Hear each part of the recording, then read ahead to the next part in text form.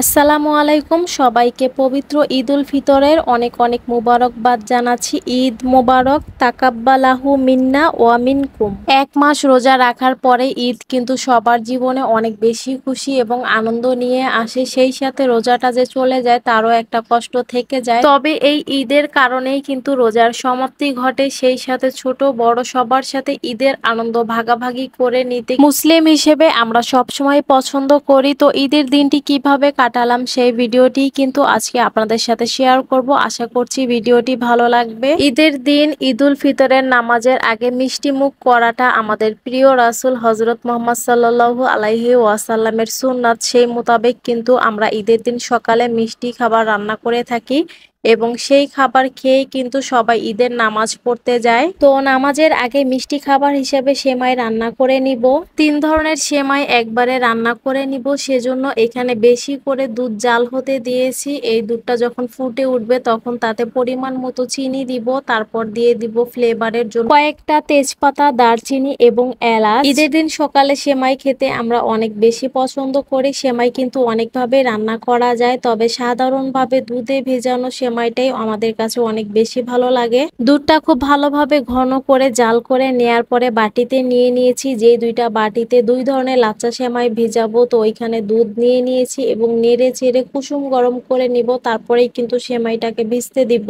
বেশি গরম অবস্থায় সেমাই ভিজালে কিন্তু সেমাইটা একদম গলে যায়, সেটা আবার আমার কাছে ভালো লাগে না। কুসুম গরম অবস্থায় সেমাইটা ভিজালে সেমাইটা দেখতেও অনেক ভালো হয় এবং খেতেও কিন্তু অনেক বেশি মজা হয়। সবাই সকালে সেমাই খেয়ে ঈদের নামাজ পড়তে গিয়েছিল। তারপর এই তো ঈদের নামাজ পড়ে চলে এসেছে। এদিকে সারা এবং সাইদ আব্দুল্লাহকে আমি ঘুম থেকে উঠিয়ে গোসল করিয়ে রেডি করে দিয়েছি। সাইদ কিন্তু মাশাআল্লাহ অনেক বেশি খুশি ছিল, কিন্তু সারার একটু মন খারাপ ছিল। সকাল সকাল ঘুম থেকে উঠে গোসল করতে হয়েছে, তারপরও সেও অনেক বেশি খুশি ছিল, যেহেতু এবার সে পুরোপুরি ঈদ কি বুঝতে পারে, ঈদে কি পরিমাণের আনন্দ হয় কি সবকিছুই সে বুঝতে পারে। সেজন্যই সাইদের এই কাবলি সেটটা তার বড় মামার সাথে ম্যাচিং করে বানানো হয়েছে। আর মাশাআল্লাহ এই পাঞ্জাবিতে তাকে অনেক বেশি ভালো লাগছিল। মামার সাথে ম্যাচিং করে ড্রেস বানানো হয়েছে। দুইজন কিন্তু একই রকমের পাঞ্জাবি পরেছিল। মামারা মাশাআল্লাহ করে ওদের 2 ভাই বোনকে কিন্তু অনেক বেশি ভালোবাসে, অনেক বেশি আদর করে। তো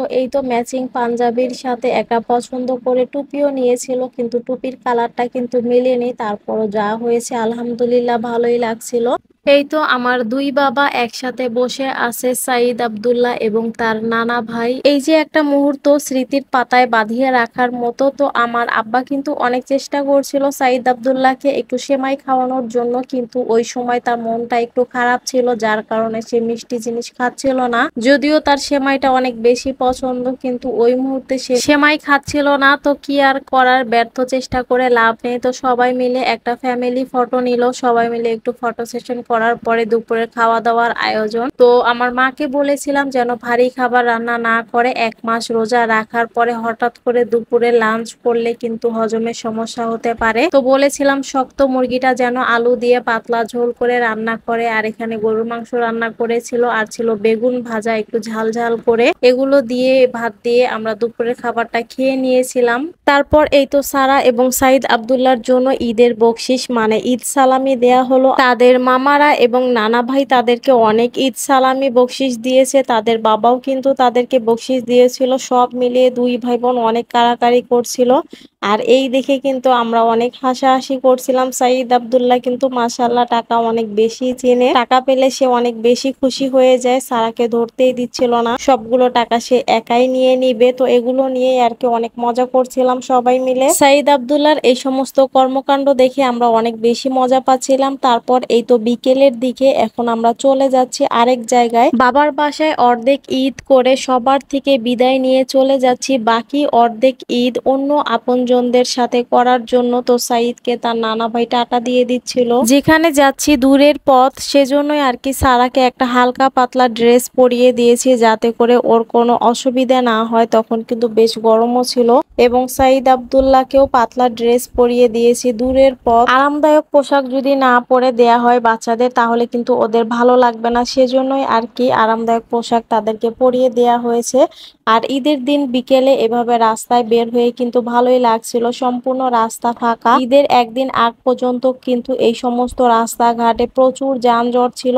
মার্কেট প্লেস গুলোর ভিড়ের কারণে কিন্তু রাস্তাঘাটে চলাচল করাই মুশকিল হয়ে যাচ্ছিল। তো আজকে যেহেতু ঈদের দিন ছিল এবং রাস্তাঘাট যথেষ্টই ফাঁকা ছিল, রিক্সায় করে ঘুরতে কিন্তু ভালোই লাগছিল। যদিও আমরা ঘুরতে বের হইনি, ব্যাগপত্র গুছিয়ে লাগেজ পত্র গুছিয়ে তারপরে আমরা চলে যাচ্ছি বাস কাউন্টারে, আর ওখান থেকে কিন্তু আমাদের গন্তব্য শুরু হবে। আপনারা যারা নতুন এসেছেন আমার চ্যানেলে, ভিডিওটি ভালো লাগলে অবশ্যই একটি লাইক দিয়ে দিবেন। আরো নতুন নতুন ভিডিও পাওয়ার জন্য চ্যানেলটিকে সাবস্ক্রাইব করে পাশে থাকা বেল বাটনটি অন করে দিবেন, যাতে করে নতুন ভিডিও দেওয়ার সাথে নোটিফিকেশন আকারে পেয়ে যান। এবং যারা ভিডিওটি ফেসবুক পেজ থেকে দেখছেন তারা পেজটিকে ফলো দিবেন, লাইক দিবেন। ইতিমধ্যে যারা লাইক ফলো সাবস্ক্রাইব করে সম্পূর্ণ ভিডিওটি দেখছেন তাদের সবাইকে জানাচ্ছি অসংখ্য ধন্যবাদ। সারা তার মামার সাথে বাইকে যাচ্ছিল, আমি এবং সারার বাবা সাইদ আমরা রিক্সায় করে যাচ্ছিলাম। তো ঈদের আগের দিন তাদের বাবা গিয়েছিল কাউন্টারে টিকিট কাটার জন্য, কিন্তু ঈদের দিন যেহেতু আমরা রওনা হব, গাড়ি ছাড়বে কিনা তার কোনো ঠিক ঠিকানা ছিল না। তো কাউন্টারের ওনারা বলেছিল যে যদি গাড়ি ছাড়ে তাহলে অবশ্যই আমাদেরকে ফোন করবে এবং জানাবে। তারপর দুপুরের দিকে আমাদের টিকিট কনফার্ম হয় এবং তাড়াহুড়া করে সমস্ত কিছু গুছিয়ে বিকেলেই কিন্তু রওনা হয়ে গেছি। আমাদের গাড়ি ছিল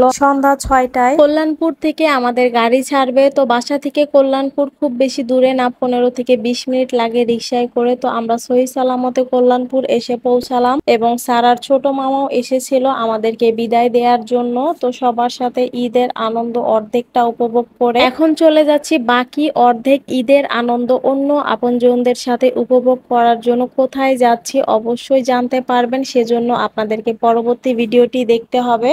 গাড়ি কিন্তু একদম সঠিক সময়ে ছেড়েছিল এবং আলহামদুলিল্লাহ যেখানে 7 থেকে 8 ঘন্টার মতো লাগে, আমরা কিন্তু মাত্র 4 ঘন্টা এসে পৌঁছেছি, যেটা কিনা অবিশ্বাস্য এবং অকল্পনীয় ছিল। তো সবকিছু মিলিয়ে আলহামদুলিল্লাহ সহি সালামতে এসে পৌঁছালাম। তো আজকের ভিডিওটি আপনাদের কাছে কেমন লাগলো অবশ্যই কমেন্টস করে জানাবেন। আজকে তাহলে এ পর্যন্তই। আসসালামু আলাইকুম, আল্লাহ হাফেজ।